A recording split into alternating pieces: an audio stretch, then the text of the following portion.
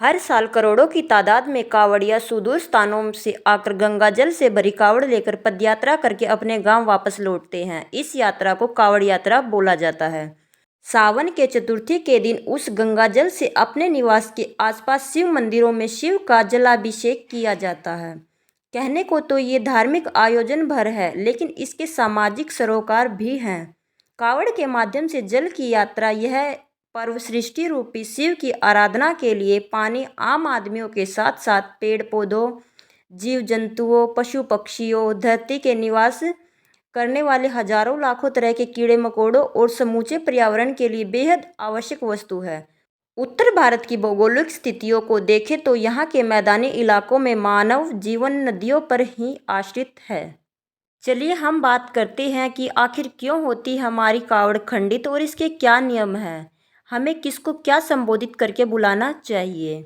धार्मिक मान्यताओं से जुड़े नियमों का पालन करना बेहद अनिवार्य है कावड़ यात्रा में, क्योंकि इनमें जरा सी चूक होने पर सैकड़ों मील लंबी पदयात्रा कर लाई गई कावड़ खंडित हो जाती है। कंधे पर कावड़ धारण करने के बाद से ही शिव भक्त पर ये नियम लागू हो जाते हैं। इनका पालन हर हाल में करना अनिवार्य है। नियमों का पालन करने से सदैव मुख्य रूप से पानी को जल, कुत्ते को भैरव, महिला को भोली, आदमी को भोला, बैल को नादिया, खाने को भोजन कहना चाहिए। कावड़ लाने के दौरान किसी से द्वेष भावना रखना, गाली गलौज करना, पशु को डंडा मारना पूरी तरह से वर्जित है। खड़ी कावड़ लाने वालों के लिए अनिवार्य होता है। विश्राम के दौरान कावड़ को अपने साथी अथवा किसी अन्य व्यक्ति के कंधे पर धारण करा दे। शौच और सोने के बाद पुनः कावड़ को अपने कंधे पर धारण करने से पूर्व स्नान करना अवश्य होता है। कावड़ ले जाने के दौरान धूम्रपान करना नहीं चाहिए। अगर किसी शिव भक्त से कावड़ यात्रा के दौरान किसी नियम की अनदेखी हो जाती है तो फिर उसके लिए संगत के गुरु द्वारा दिए गए दंड को स्वीकार कर उसके अनुसार आचरण करना उसका धर्म बन जाता है। इसके बाद कुछ नियम परिवार वालों के लिए भी बनाए गए हैं।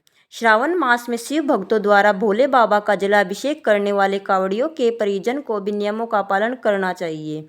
कई वर्षों से हरिद्वार तथा गौमुख से कांवड़ ला रहे बक्सर निवासी सुशील कुमार, अनिल कुमार और नेपाल सै के अनुसार कांवड़ यात्रा को लेकर यह भी मान्यता प्रचलित है कि इस अवधि के दौरान घर में सब्जी छोकना और भूनना नहीं चाहिए, क्योंकि ऐसा करने से कांवड़ियों को कष्ट झेलना पड़ता है और उनके पैरों में छाले पड़ जाते हैं। परिवार में बनने वाली पहली रोटी को तवे से ही कच्चा उतार देना चाहिए, यह परंपरा प्रचलित है। कावड़ यात्रा के दौरान कावड़ का टूट जाना, यह घटना शिव भक्तों के लिए बहुत दुखद होती है, क्योंकि कावड़ उनके लिए एक पवित्र वस्तु होती है। जब कावड़ खंडित होती है तो भक्त निराश और दुखी हो जाते हैं और कई बार तो वे रोने भी लगते हैं। कावड़ यात्रा के दौरान कावड़ को बहुत सम्मान और सावधानी से रखना चाहिए।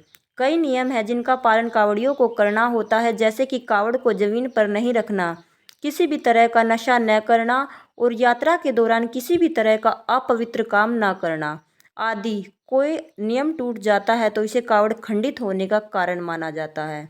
एक घटना में एक कावड़िए को बाइक सवार ने टक्कर मार दी, जिससे उसकी कावड़ खंडित हो गई। यह देखकर वह बहुत दुखी हुआ और रोने लगा। वहां मौजूद अन्य कावड़िए भी उत्तेजित हो गए। बाद में पुलिस ने स्थिति को संभाला और बाइक सवार को हिरासत में ले लिया, लेकिन कावड़ियों का दुख कम नहीं हुआ। कावड़ यात्रा के दौरान कावड़ का खंडित होना एक दुखद घटना है, लेकिन शिव भक्तों को धैर्य रखना चाहिए और नियमों का पालन करते हुए यात्रा को जारी करना चाहिए। अगर आपकी कावड़ खंडित हो तो उसे दोबारा शुद्ध करके कैसे आगे की ओर चला जाए, यह नियम भी कुछ पुराणों में बताए गए हैं। पवित्र स्थान पर बैठकर 108 बार ओम नमः शिवाय का जाप करें।